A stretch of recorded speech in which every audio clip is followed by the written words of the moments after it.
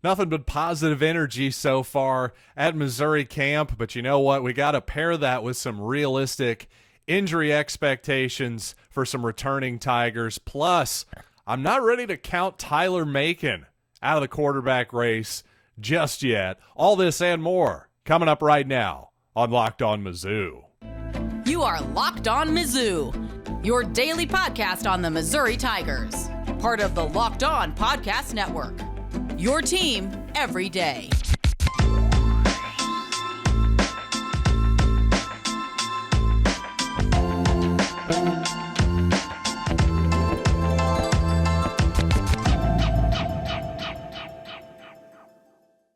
Hey, all you true sons and daughters, I'm John Miller, your Mizzou mafioso and the central scrutinizer of Missouri Tigers football and basketball. And thanks for making Locked On Mizzou your first listen every day and telling a friend that we are free and available wherever you get your podcasts 5 days a week here during the season. And obviously we got to talk more football, and I got to say I've been surprised by just how positive everybody is at fall camp, perhaps maybe leading some credence to Eli Drinkwitz's comments the other day that this is the best he's felt about a team so far in fall camp, even though it doesn't feel like a whole lot of fall weather today, does it? I'm sure the football players in those black jerseys and helmets would certainly agree with that. But I was really taken a bit aback by Dominic Lovett, first of all, the East St. Louis wide receiver who seems to have permanently established himself in the slot receiver position for the Tigers this coming year. Really interesting to just hear his comments about how he thought his true freshman season went last year. Lovett didn't quite get to 200 receiving yards on the season, and also his playing time really started to lessen a lot as the season went along. In fact, I think in the Arkansas game, he only saw 3 snaps, if my memory serves me correctly. And yet when asked about that season, it was really nice to hear that the 2 words that really stood out, the adjectives that Lovett put out there, was outstanding and grateful. And basically he was grateful to be out there as a true freshman and thought that the year was outstanding because, well, quite frankly, I'm just paraphrasing him here. Just because you're a 4-star recruit, number one, that doesn't mean you're going to see the field as a true freshman. And also it doesn't mean you're necessarily going to succeed either. So I think he says here, and I'll quote him verbatim, I was able to understand from the beginning, coming from high school to college, sometimes the toll road may be a little slower than what it was before, and you can't make it about yourself. So just some real wisdom there from a young man from East St. Louis. I got to say, I was a real big fan of his talent, even just going back and looking and analyzing Tyler Macon's highlights and film from college. He and Keontez Lewis, who ended up out in the Pac-12, well, they both really stood out on film. So I've been a fan of Dominic Lovett as a football player for at least a couple years now, but you know what? I think I'm even bigger fan of him as a young man now too. And I got to say, speaking of Tyler Macon, I'm not ready to count him out of the quarterback race yet. I know I haven't really brought him up this offseason a whole lot in terms of the quarterback race. Well, I'll take the loss there. That's my fault. And it's sort of obvious, though, why. Because the last time the Tigers had an opportunity to play, well, Brady Cook took all the snaps. And if you listen to Tyler Macon this offseason, he says, quote, I was really uncomfortable with the playbook last season, so I worked on the playbook. In other words, that's what he was trying to improve on this offseason. By the way, I thought it was kind of interesting to hear those comments in contrast with sort of the Kyler Murray kerfuffle with the Arizona Cardinals, where the Cardinals apparently put in his enormous contract that, hey, you got to do X amount of hours of film study per week. So I just thought it was interesting to sort of see the contrast there. Obviously, nothing wrong with expecting your quarterback to study the playbook and study film, but, you know, felt a little bit like putting a weight loss clause or a weight limit clause in your prenuptial agreement. But that's just me. Sort of takes a little bit of the magic and romance out of the quarterback coach and organizational relationship. But back to Tyler Macon. Sorry for that digression there for a minute. But the thing with Macon is, to me, I really liked his talent coming out of high school. I think probably what you saw with him is when the first read in high school wasn't open, well, he was able to get outside of the pocket and use his substantial athleticism and arm talent to make some things happen out of the pocket. I think that's one of his strengths still, is not only being able to run, but throw on the run.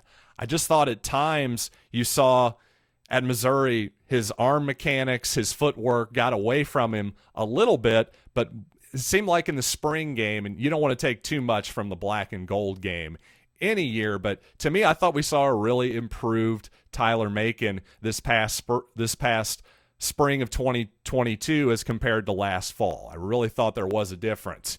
You still saw one moment where he sort of did the Patrick Mahomes drop my arm angle down thing, which it's good to have that in your toolbox, but to do it unnecessarily in the pocket, especially on a wide receiver screen pass, well, Macon isn't the tallest guy anyway, so he's got to get out of that habit of dropping that arm angle down unless you're actually on the move and trying to throw around a defender in sort of an impromptu moment. Otherwise, if he cleans up those mechanics a little bit and truly is putting his head into the playbook and just hopefully it's starting to click a little bit, I'm telling you, that guy was an Elite 11 quarterback prospect for a reason. The people who saw him in high school weren't completely wrong. There's definitely something there. Will he ultimately end up cashing in on his considerable talents? We'll have to see, but at least as of right now, I can't dismiss Macon. I haven't seen him play football for a few months. I felt like he rapidly improved already in the offseason. Let's see what he looks like in the fall before we just hand the job to somebody else. Also, I think Tyler Macon has at least one thing in common with Brady Cook. Now, on the field, both of those guys can obviously use their legs to their advantage. That's one of their pluses that they both have in common. And I'll also say that Brady Cook really carries himself, by the way, like he's the starter of this football team. I've already seen him make some comments on video in this offseason. And once again, that guy just has a certain quiet confidence about himself that I have to imagine his teammates probably gravitate toward. But again, I digress. I just think, again, off the field, though, a thing that Macon and Cook have in common, I think it would have been really easy for either one of those young men to transfer this offseason.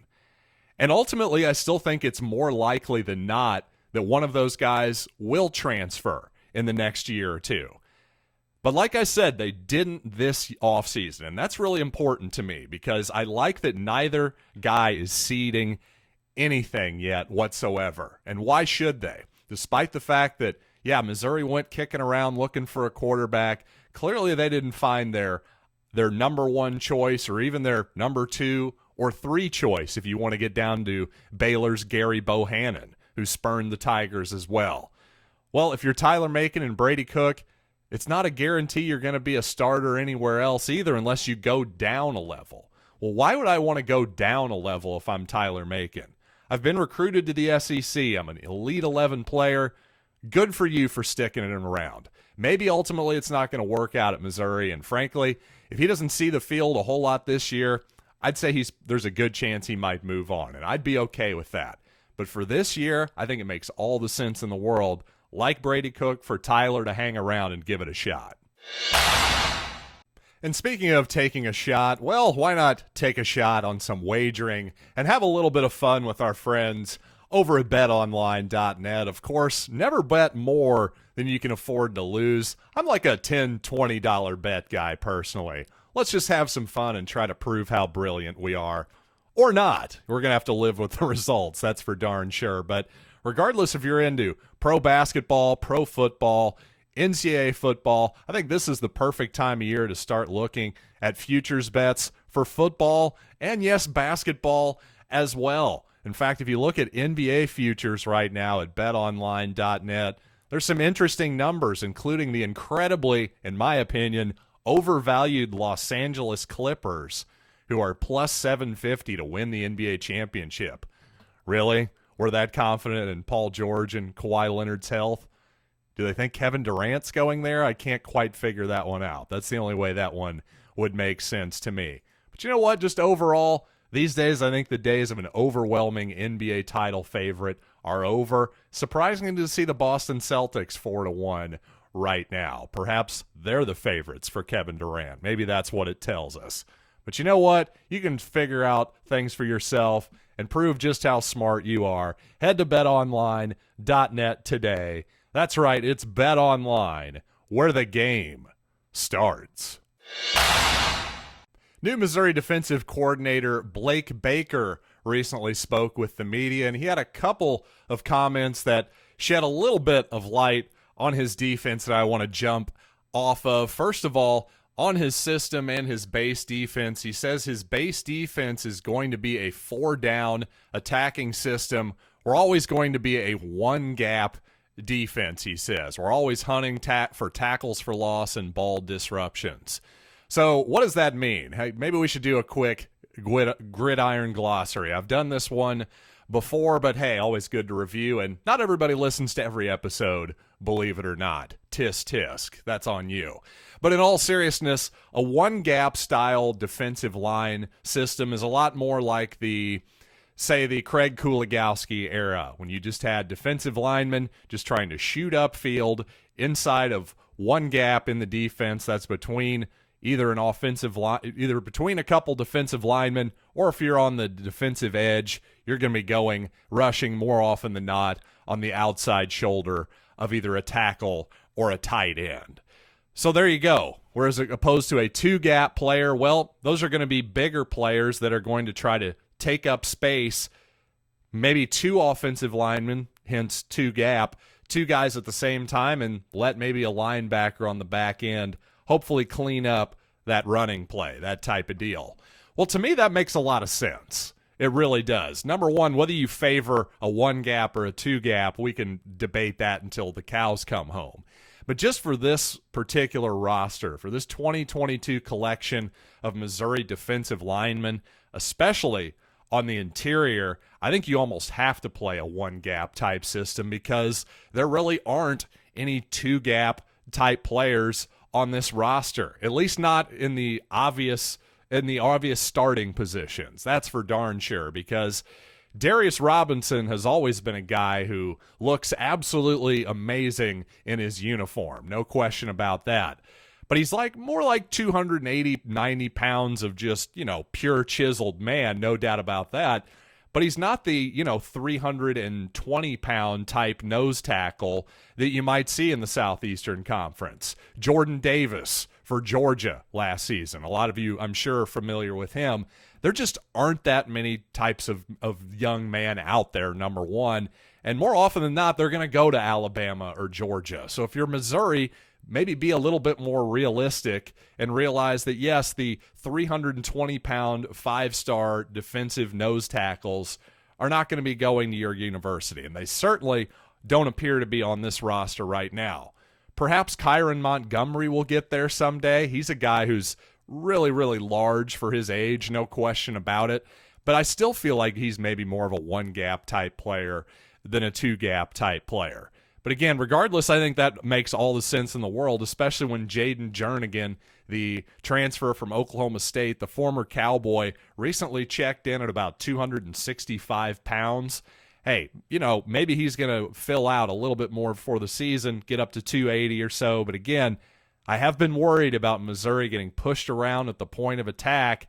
So at the very least, maybe these guys can slither their way in between blocks as opposed to taking them on so much. We'll have to see what happens. I'm a little bit worried, though, by that lack of size on the interior. On the defensive ends, Trajan Jeffcoat's a pretty big guy for a defensive end. I think he can hold up, especially against physical tackles and run support okay, but the rest of the defensive line may be a bit of a question. Now, the other part of Coach Baker's base defense that he discussed recently was what's called the star position. In other words, one thing I've noticed is Missouri probably, at least in its base defense, of course they can adjust throughout the game and as the season goes along, But instead of having Chris Abrams-Drain, for instance, like they did last year, as your nickel corner, your third cornerback in that nickel defense, well, instead, Missouri going with a third safety. So that means probably Martez Manuel seems like the obvious candidate for that star position. As Baker describes him, kind of a hybrid between a safety and an outside linebacker. Want a guy that's physical enough to play in the box, but also capable of playing man-to-man coverage. And I think, that's Martez Manuel in a nutshell, really, especially he definitely can play in the box. He enjoys the physical nature of football. You can tell he doesn't mind hitting people whatsoever. But at the same time, playing man-to-man coverage, that's the part that concerns me a little bit, if I'm being perfectly honest. I think Martez can cover tight ends just fine. I just wonder, especially against some of your higher-end opponents, like maybe the Tennessee Volunteers, I worry about the caliber of athlete that Manuel may be forced to cover at times in that slot spot. Because, just look at Missouri. Dominic Lovett's going to be a handful in that slot receiver position, no question about it. So just speed-wise and athleticism-wise, even that would be a tough matchup for Manuel in practice. So really, that should give us a pretty good idea of how he can hold up in those spots. Now, obviously, if it's 3rd down and 10, you're not going to ask Martez to do that, but there's going to be a lot of 2nd and 3s, 2nd and 5s where you're going to want to play the run a little bit, and perhaps those are the moments where play action fake, you can exploit that matchup just a little bit. So I'm a tiny bit worried about that change, and I'm also worried about, frankly, Missouri's just ability to have 3 safeties on the field at the time. Who that second safety is going to be, Jalen Carlisle was awful good on the back end for the most part last year, but Joseph Charleston, transfer from Clemson, hey, that sounds good on paper. A lot of unproven talent there. So then the depth behind it, I think Jamarian Wayne moving over to that safety spot kind of told us where Missouri thinks its depth is. So a lot of questions still there to be answered as how that defense is going to shake out, but especially to me, that third safety spot and the depth behind it, a real question. And speaking of questions, I do just want to address one thing. I brought up Kyran Montgomery earlier, a real talent there on the interior defensive line, but a guy who's coming off a significant injury last season. I believe it was an ACL tear. I could be wrong there. But he suffered that pretty early in fall camp. And, these days, sometimes guys can come back within 9 months of tearing their ACL. And Ennis Rakestraw is about probably 9-10 months out from his injury as well. And I saw some people on YouTube come back at me and say, well, hey, what are you worried about? Ennis Rakestraw is fully cleared. Well, that's where I want to pump the brakes and just say that there's a big difference between being a full go and being fully cleared to practice and being back to full performance. Because not only is there a physical thing, there's also a mental barrier that has to be broken through as well. Once you've had that kind of injury, maybe especially for the first time in your young life, well, it's going to take you a while to maybe trust that knee again. And obviously, it's going to take some guys longer than others. I just don't want us to put undue pressure on any of these guys who are coming back from injuries that used to be often career enders just 2-3 decades ago. And coming up in our last segment here on Locked On Mizzou, I actually want to get a bit off topic. I feel like it's worth it for a couple sports legends that have recently passed. But first, these quick messages. Well, what can I say about Bill Russell and Vin Scully that hasn't already been said? Well, I just realized something, frankly. When it comes to Bill Russell, I'll start with the great former Boston Celtic who unfortunately left us in the last couple days. I'm not sure that I would be as big of a basketball fan as I am if it weren't for Bill Russell. And that may sound bizarre considering that I was born several years after Mr. Russell had hung up his Converse All-Stars for the last time. But the reason I love this game and I love sports so much, at least in large part, is because of my dad. I mean, my dad and I go to these games together about 90% of them these days, unless something comes up to this day. Mizzou football, Mizzou basketball, and just not only Mizzou, but just sports in general. You see, my dad grew up in Kansas City, Missouri, born in the late 40s. And when you were growing up in those days, there wasn't a lot of NBA basketball on television. But when it was on TV, maybe once a week or so during the spring on national television, well, guess who was on? More often than not, it was the Boston Celtics. Kansas City didn't have a team at that time. The Kings were several years off, of course. And my dad understandably fell in love with this guy who was just completely unlike anybody else at the time, and perhaps anybody else who's really come before him. I just want to say that anybody who dismisses Bill Russell as one of the greats of all time, because when you go back and watch those games, it really does feel like a completely different sport. But watch a little bit closer and realize that, in fact, while yes, basketball back then really does feel like a different sport, you can see quite clearly that Bill Russell is playing the modern game of NBA basketball. He is one of the people that grabbed this game by the throat and took it up to another level of athleticism, of entertainment, and the whole thing. And the tragedy is, you know, the NBA never got that popular under Russell. And at times, obviously, people in his own town of Boston, his home professional squad were obviously horrible to him, to say the least. And that's really tough. But by the end of his life, it was obvious that he was considered just an absolute legend and treated so well by everybody. So I think that actually is a good sign for where our society has come in a lot of ways. For as much as we beat ourselves up about how we do have a long ways to go in so many ways just as human beings, not any specific topic, but on all the topics, I do think Bill Russell, you look at his life and how he led it and how people treated him when he was in his prime versus later in his life, well, I think it's actually a credit to our culture and how we have improved in many ways.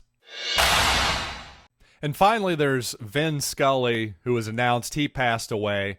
News broke just last night, in fact. Well, I just happened to have the MLB network on. Bob Costas came on the air and gave some really great context on Vin Scully and his incredible life. I'll just say, as somebody who's been a broadcaster now on some level for the past few years, you just watch Vin Scully in awe. You just listen to the guy, and you know, he's one reason why, at first, I'll be honest with you, I'm a big fan of the theater of the mind, the actual audio aspect of podcasting, of broadcasting, of radio, whatever you want to call it.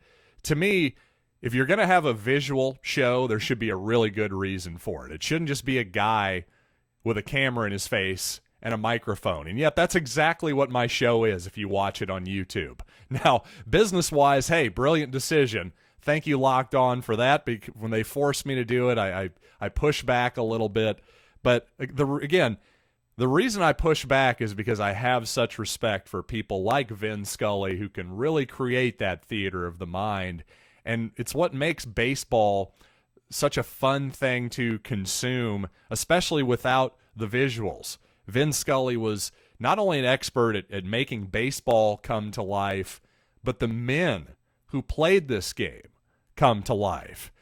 And as Rich Eisen tweeted out of the NFL Network, nobody utilized the pace of a baseball broadcast to spin a yarn quite like Scully. And there, this little quick story is a perfect example of how Vin Scully, because he was all by himself, because he had complete command and control of the broadcast, could take moments and pauses in between pitches to tell you incredible stories like this one about former Kansas City Royal and at this time Atlanta Brave Johnny Gomes. Let's hear one last time, at least on this podcast, from the great Vin Scully. Johnny, to make the understatement of the day, has had a very tough life.